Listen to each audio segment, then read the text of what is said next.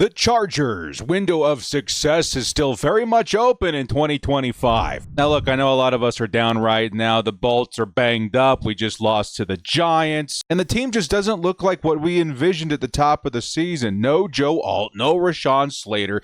Najee Harris is out. Khalil Mack is out. And some will say it feels like we're in a downward spiral because of these issues. And I completely get it. It absolutely sucks. But it may not be as hopeless as it seems on the surface. Because despite all that, the Chargers are still 3-1, and they got a good chance at ending with a very impressive number of wins. They just have to survive until a certain point. What's going to help them do that? Well, let's start with their new running back in Omarion Hampton. I firmly believe there are certain kinds of running backs that can really help a team overcome a hilariously bad offensive line. You guys remember when Saquon won Offensive Rookie of the Year? It was that Giants line that was pretty dang bad. Hampton's vision, physicality, speed, all these things keep him a threat in most carries, despite what setbacks he may see in the blocking. Saw him do some pretty impressive stuff in that game versus the Giants, barreling through several defenders. Nobody could tackle him. And when they gave him a little bit of space, we saw him house it for 6.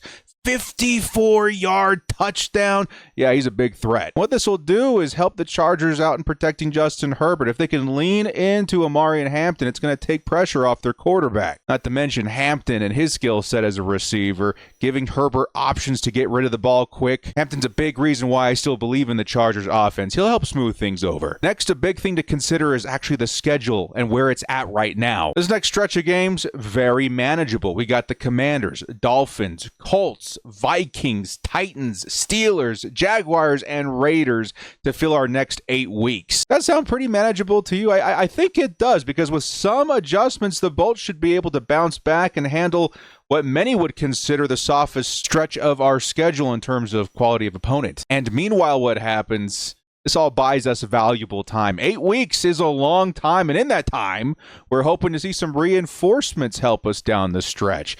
Joe Alt, Khalil Mack, these guys could make their return in that time, and what a massive boost that would be. We would certainly need it. Because our last 5 opponents, I look at it as like the gauntlet. What is this team made of? Are they ready for the playoffs? Those final 5 games, the Eagles, Chiefs, Cowboys, Texans, Broncos, that's going to be our final test, and we'll need all the help that we can get. And maybe with the run game charging at full speed at that time, keeping the offense a threat, I think the Bolts will still be a playoff caliber team. If the Chargers can just survive the next 8 weeks while they wait for their franchise left tackle and edge to come back, I think they could be prepared to take on the challenge of the final stretch down in December.